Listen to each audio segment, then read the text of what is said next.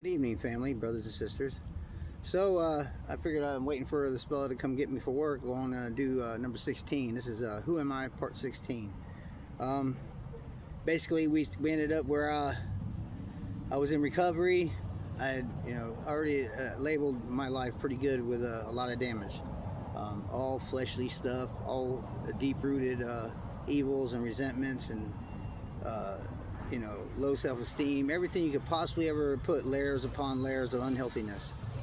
So with that being said, I chose a different way finally, and I went in and I listened to what they said. I was in there with a bunch of friends. It was kind of nice, it made me a little comfortable, and we all stayed on the path and got out of there. And then, like I said, I got in a relationship before I should have, but I'm glad I did, because it put 3 beautiful girls in my life and a wonderful woman and her mother, that was a part of my life for a long time. It still is. We're good friends today. I consider a good friend.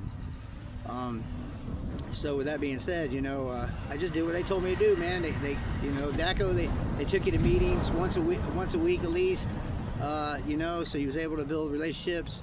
I went to meetings, kept my mouth shut. At the end is where, I would go and talk to people and get numbers and names and stuff, and found me a home group.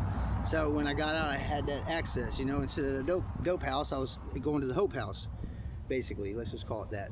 And so, with that being said, life was beautiful, man. I found a sponsor at my home group once I graduated. I found a sponsor at my home group. His name was John Mitchell. Great man. He's gone now. He's back. He's in heaven. Thank God. Great man. Really good man. With that, Roots. I met one of my best friends named Josh Mobsinger. We lost him to a drunk driver coming home from a meeting one night. It's crazy. He just got the bike too. Just found out he was going to be a father. It's crazy, man, how life is, we can't blame God for what happens in life. We can only blame ourselves, and sometimes we can't blame nobody. I mean, we could blame the drunk driver, we could blame Josh for having a motorcycle. I think both situations were terrible. I didn't want him to have a bike, he had just got it, and we were living together in Gibston, and it was a tragedy, man. It was terrible mess, man. We must have like 50 people at that hospital. They're like, who's the relatives? We're like, oh, all of us. They're like, what? No way. But it's because that's what they do. We show up, you know what I'm saying? That's what they taught me in the rooms. And so, man, when I got out, they say do 90-90. I did probably, dude, I'd do a meeting a day, and then on the weekends we meeting hop. We go from, county to county or whatever. We do 2-3 meetings Saturday and Sunday.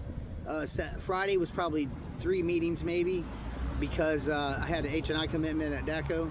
H&I is Hospital Institutions. I got plugged in there, and just a beautiful life, man. I was working steps, and the literature and the stuff that they do really helps clear some of the smokage, some of the coverage of our damage of our life, that we can see clearly that some things are our fault, some things aren't. But the thing is, we can't stay stuck in it.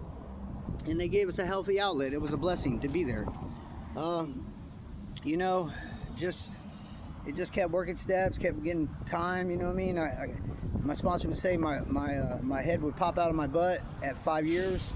I don't really know if I really did, probably because I thought I had known it all then. You know what I mean? I was just deeply in the gym, going to meetings every day, helping people. I went to the gym every day, went to meetings every day. I had sponsor brothers. We did steps on Tuesday. 3 times a week we met, and we would work steps, and then the fourth one we would either go out to eat or go bowling together. Fellowshipping was beautiful, and that's what I believe today. That's what God wants us to do. He doesn't want us to be in a building called church, because there's no such thing as that. Man named that. You know what I mean? And it's so detrimental to a lot of things. And it seems so minute, like not even harmful, but it is very harmful. With that being said, we're going to get back to y'all. I love y'all. God bless y'all. Y'all have a beautiful day. Thank you for your support. And remember, Yahweh always fellowship. It's going to happen. We got to get people out of these buildings called churches and get them into, intimate relationship with God. And He is the only one that should teach us, not no other man, not no preacher, nobody else. Everybody else will fail, 100%, for sure. That's why Jesus had to come. So anyway, with that being said, God bless y'all. Y'all have a wonderful day. Until next time, Yahweh always.